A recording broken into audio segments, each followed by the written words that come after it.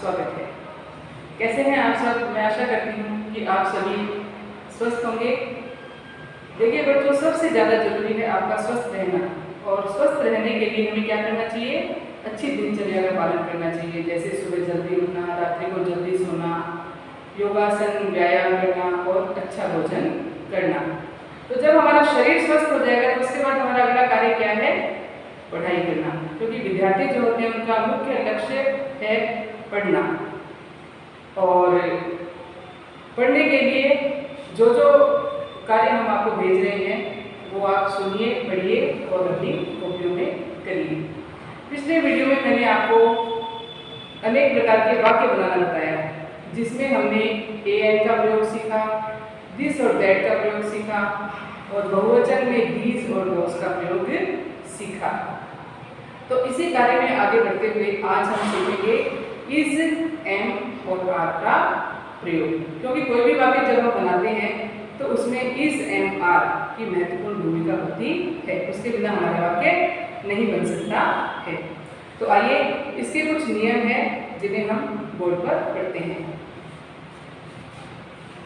Use of is, am, are. Is का अर्थ होता है, एम का अर्थ है हूं, और आर का अर्थ है हैं। तो ये तीनों ही शब्द किन किन वाक्यों में यूज किए जाएंगे ये आज हम पढ़ेंगे। पहला हमारा नियम है, इज, एम, आर का यूज हम सब्जेक्ट के अनुसार करते हैं, यानी किसी भी वाक्य में हमारा जो कर्ता होता है उसके अनुसार हम इज, एम, आर का प्रयोग करेंगे। दूसरा है, सिंगुलर, प्लूरल एवं फर्स्ट पर्सन के अनुसार इनका यूज अलग अलग होगा। यानी वाक्य में हमें देखना पड़ेगा कि सिंगुलर है यानी एक वचन में है कोई भी चीज, या प्लूरल यानी बहुवचन में है, या फिर फर्स्ट पर्सन सिंगुलर नंबर यानी किसी भी एक व्यक्ति के बारे में जब हम कुछ कह रहे हैं तो उनके लिए अलग अलग हम इन तीनों का यूज करेंगे। तो चलिए, सबसे पहले मैं बताती हूँ am, A M M. Am का मतलब होता है हूँ। दूसरा है, एम का यूज केवल आई के साथ करते हैं, यानी जो हमारा एम शब्द है इसका उपयोग हम केवल आई के साथ, आई का मतलब है मैं के साथ, यानी आई के साथ हम एम का यूज करेंगे, और कहीं भी एम का यूज नहीं होगा। और एम का यूज हम कब करेंगे? जैसे जब कोई व्यक्ति स्वयं के बारे में बताता है तब एम का यूज किया जाता है, यानी जब कर्ता सिंगुलर पर्सन होता है, एक वचन में होता है, और वो अपने आप के बारे में कुछ बता रहा है तब एम का प्रयोग होगा। जैसे मैं अपने बारे में बताती हूँ कि आई एम ए वुमेन, मैं एक औरत हूँ। आई एम ए टीचर, मैं एक अध्यापिका हूँ। तो उस समय आई के साथ में हम एम का उपयोग करेंगे। ऐसे ही आप भी अपने बारे में बता सकते हो, जैसे कोई भी भैया है अपने बारे में बताएगा कि I am a boy, I am a student. ऐसे कोई बहन अपने बारे में बता सकती है कि I am a girl, I am a student. तो इस तरह से हम आई का उपयोग करते हैं और उसके साथ हम एम लगाकर अपना वाक्य बना सकते हैं। और दूसरा है इज, आई एस, इज। इसका अर्थ होता है।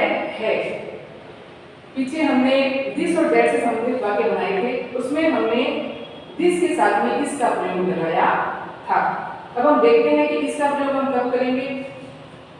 किसी सिंगुलर नाउन यानी कोई भी संज्ञा पद जो कि सिंगुलर में होता है, एक वचन में होता है, उसके साथ में हम इसका प्रयोग करते हैं। यानी कोई भी व्यक्ति है, वस्तु है, कोई भी नाम है, या कोई भी लड़का है या लड़की है, वो अगर एक वचन में है तो उसके साथ में हम इसका प्रयोग करेंगे। अब देखिए किन किन के साथ इसका प्रयोग किया जाएगा? ही, शी, इट, और किसी नाम के साथ हम इसका प्रयोग करेंगे। अब देखिए ही, एच ई, ही का मतलब होता है वह, और इसका उपयोग हम किसी भी लड़के के लिए या एक व्यक्ति के लिए करते हैं। एस एच ई, शी का मतलब होता है वह। जब हम कभी किसी लड़की के बारे में या किसी एक से सिंगल औरत के बारे में बात कर रहे हैं तब हम वाक्य बनाने के लिए शी लगाएंगे। और इट का अर्थ होता है यह, और इट हम किसी निर्जीव वस्तु के लिए या जानवर के लिए उपयोग में लेते हैं। और कोई भी व्यक्ति का नाम उसके लिए हम इसका प्रयोग करेंगे, यानी जब हम ही, शी, इट या किसी नाम से लेकर कोई भी वाक्य बना रहे हैं तब इसका प्रयोग किया जाएगा, क्योंकि ये चीजें सिंगुलर नाउन में होंगी। आइए अब हम आर का उपयोग किस प्रकार किया जाता है ये सीखते हैं। आर का अर्थ होता है,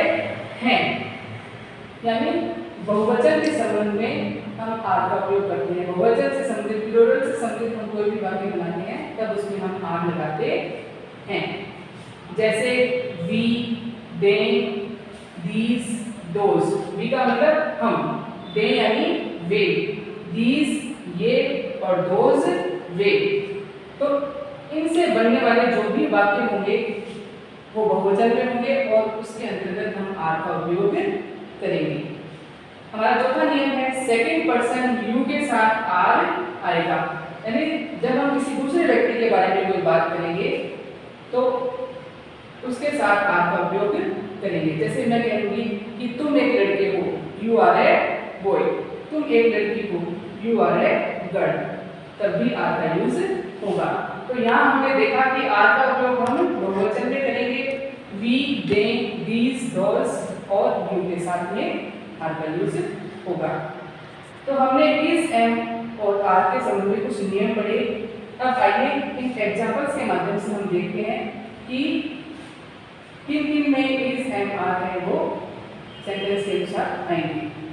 हमारा पहला वाक्य है I went A boy.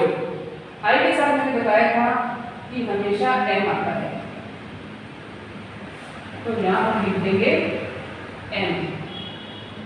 I am a boy, मैं एक लड़का हूँ। दूसरा है यू वेंट ए डॉक्टर। अभी हमने पढ़ा था कि सेकंड पर्सन यू के बारे में जब हम कोई वाक्य बनाएंगे तो उसके लिए भी हम आर का उपयोग करेंगे।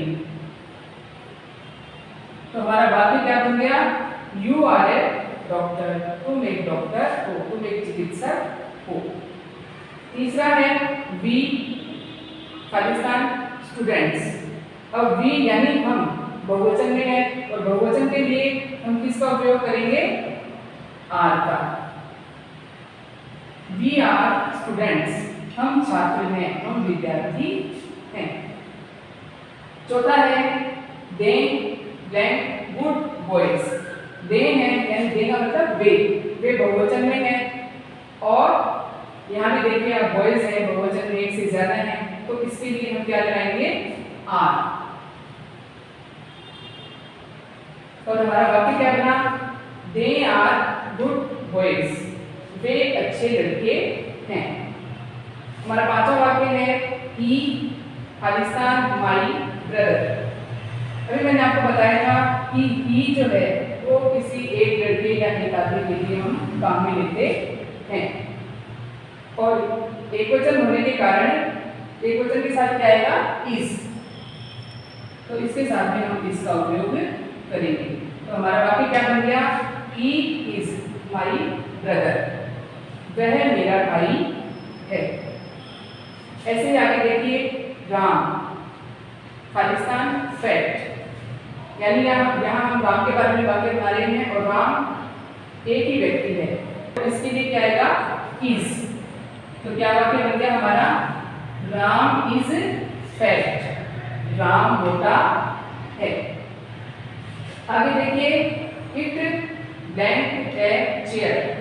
मैंने बताया था कि इट जो है वो हम एक वचन में काम में लेते हैं और कोई भी निर्जीव वस्तु हो या पशु हो, पक्षी हो, उसके लिए इट लगाकर हम कोई भी वाक्य बना सकते हैं। और इट एक वचन के लिए काम में आता है, इसलिए इट के साथ क्या आएगा, इज आएगा। और हमारा वाक्य क्या बन गया, इट इज ए चेयर, यह एक कुर्सी है। तो भैया बहनों आपको समझ में आया कि किस प्रकार से हम अपने वाक्यों के निर्माण में इस, एम और आर का उपयोग कर सकते हैं और इसमें हम किस स्थान पर इज लगाएंगे, किस स्थान पर आर लगाएंगे या एम लगाएंगे वो सीखा। आज का आपका होमवर्क क्या है कि आप इज, एम और आर से संबंधित 5-5 वाक्य बनाकर अपने संबंधित टीचर को सेंड करेंगे।